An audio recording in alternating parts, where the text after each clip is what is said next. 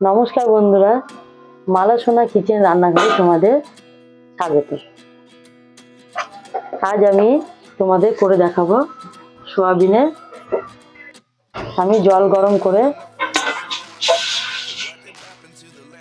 গরম করে সামান্য পরিমাণে লবণ দিয়ে ভালো করে সেদ্ধ করে নেব। তোমরা পুরো ভিডিওটা শুরু থেকে শেষ পর্যন্ত দেখো। ভালো লাগলে অবশ্যই লাইক, কমেন্ট, সাবস্ক্রাইব করতে। জলটা গরম হয়ে গেছে, এবার আমি সয়াবিনটা জলের মধ্যে দিয়ে ভালো করে এটাকে ফুটিয়ে সিদ্ধ করব।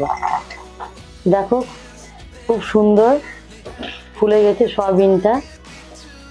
এইভাবে সয়াবিনটা সিদ্ধ করতে হয় ভালো করে। এবার আমি এটাকে নামিয়ে নেব।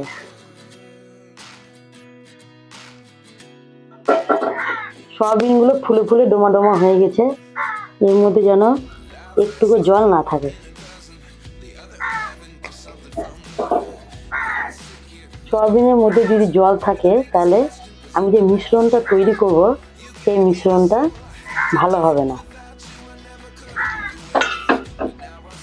এইভাবে সয়াবিন থেকে জল বের করে নিতে হবে।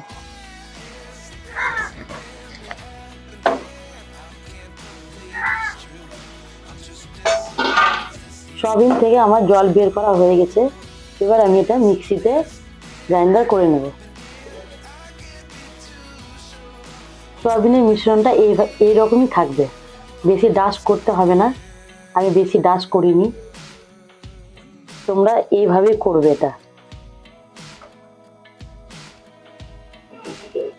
এটাতে কিন্তু একদম কোনো জল ব্যবহার করা যাবে না।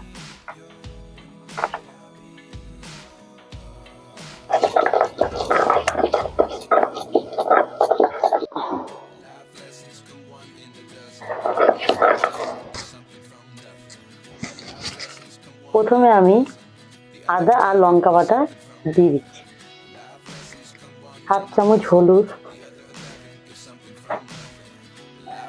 হাফ চামচ ধনে গুঁড়ো আর লবণ স্বাদ অনুযায়ী। প্রথমে আমি বেসনটা এই চামচ মাপে 2 চামচ দিয়ে দিচ্ছি।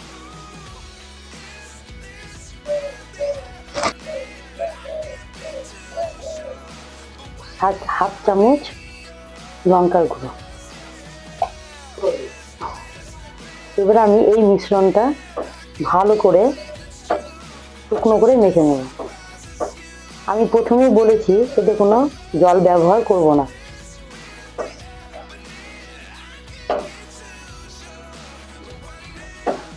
তোমরা এইভাবে অবশ্যই বাড়িতে করে খেয়ে দেখবে। মাছ, মাংস কোনো কিছুই এর কাছে লাগবে না।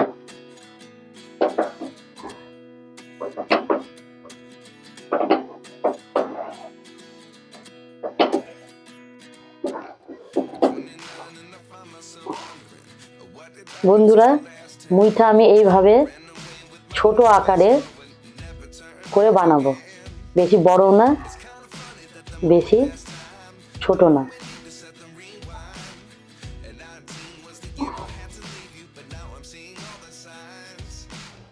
এইভাবে করে আমি প্রত্যেকটা মুঠা তৈরি করে নেব।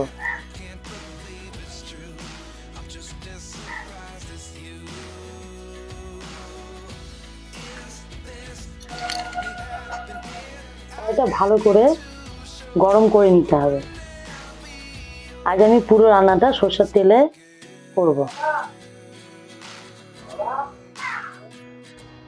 মুইঠাটা আমি একেবারে ভাজবো না, আমি দুটা দুটা করে তেলের উপরে দিয়ে ভাজবো। যদি একেবারে ভাজি তাহলে মুইঠাগুলো ভেঙে যাওয়ার সম্ভাবনা আছে। প্রথমে আমি দুটা দুটা করে তেলের উপরে দিয়ে ভাজবো। এটা আমি আস্তে আস্তে আলতো হাতে নাড়বো। এবার আমি গ্যাসের ফ্লেমটা একটু কমিয়ে দেব। গ্যাসের ফ্লেমটা কমিয়ে দিয়ে আমি পুরো মুইঠাটা ভাজবো। মুইঠাটা ভাজা হয়ে গেছে, আমি এটাকে তুলে নিচ্ছি। এইভাবে প্রত্যেকটা মুইঠা লাল করে ভাজতে হবে। এটা দেখাবো চারটা, প্রথমে বললাম দুটা আর আমি চারটা দিলাম।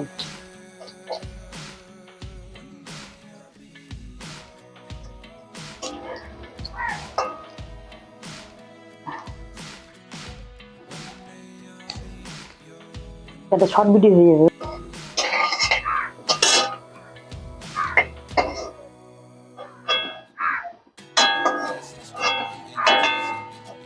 আমি রান্নাটা আলু দিয়ে করব, তোমরা চাইলে আলু নাও দিতে পারো রান্নাতে। এবার আমি আলুটা লাল করে ভেজে নেব।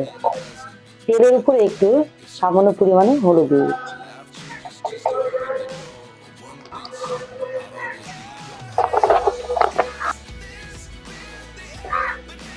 আলুটাকে আমি লাল করে ভেজে নেব। এটা আলু দিয়েও ভালো লাগে, আলু ছাড়াও ভালো লাগে। আলু ভাজাতে আমি সামান্য একটু লবণ দিয়ে দিই।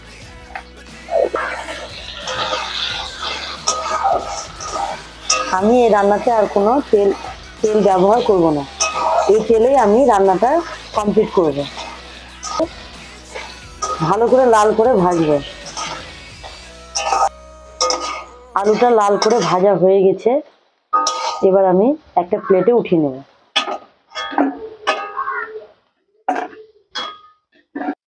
প্রথমে আমি দুটা তেজপাতা তেলের উপরে দিই,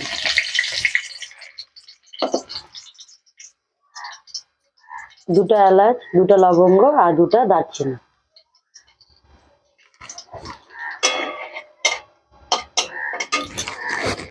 এই আদা আর লঙ্কা বেটে রাখা আমি এর মধ্যে দিয়ে দিচ্ছি।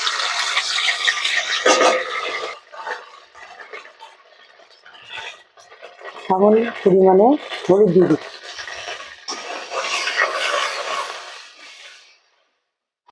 ছোট ছোট করে কেটে রাখা টমেটোটা আমি তেলের উপরে দিয়ে দিচ্ছি।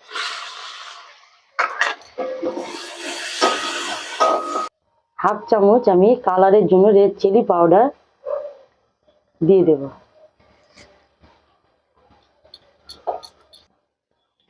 হাফ চামচ দিচ্ছি ধনের গুঁড়ো। সামান্য পরিমাণে একটু আমি জল দেব।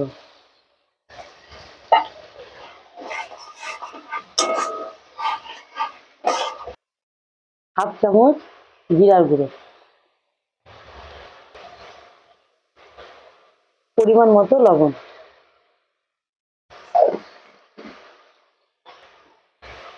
আমি স্বাদের জন্য একটু চিনি দিয়ে দিচ্ছি। আমি এই রান্নাতে কাজু ব্যবহার করছি, তোমরা চাইলে দিতেও পারো, নাও দিতে পারো। কাজুটা দিতে গেলে রান্নার গ্রেভিটা খুব সুন্দর আছে।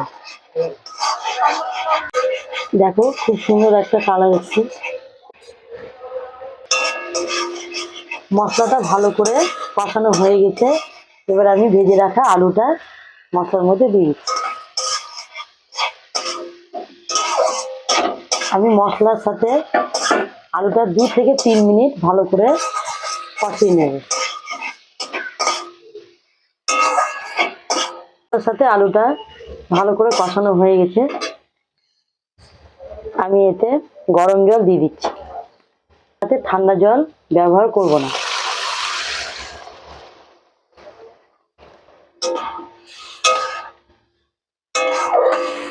আমি রান্নাতে বেশি জল দিব না, কিন্তু আমি এটা গ্রেভি রাখবো।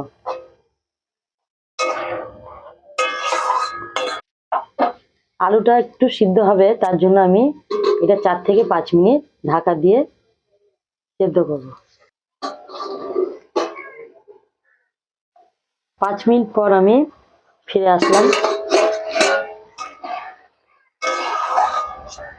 ঝোলটা অনেকটাই শুকিয়ে গেছে। দেখো আলুটা ভালো মতো সিদ্ধ হয়ে গেছে।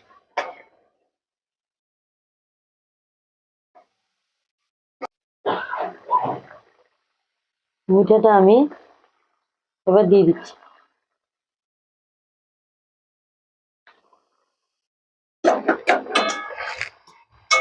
গ্যাসের ফ্লেমটা আমি একটু বাড়িয়ে দেবো, 1 থেকে 2 মিনিট মুইটার সাথে ভালো করে ফুটিয়ে নেব। আমি এখানে বাটা গরম মশলা ব্যবহার করেছি।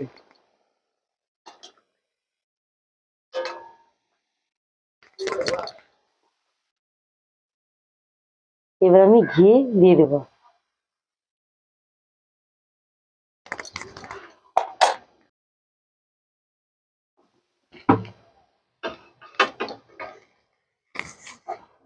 বন্ধুরা, সয়াবিনের মুইঠা আমার হয়ে গেছে, এটাকে আমি নামিয়ে দিচ্ছি।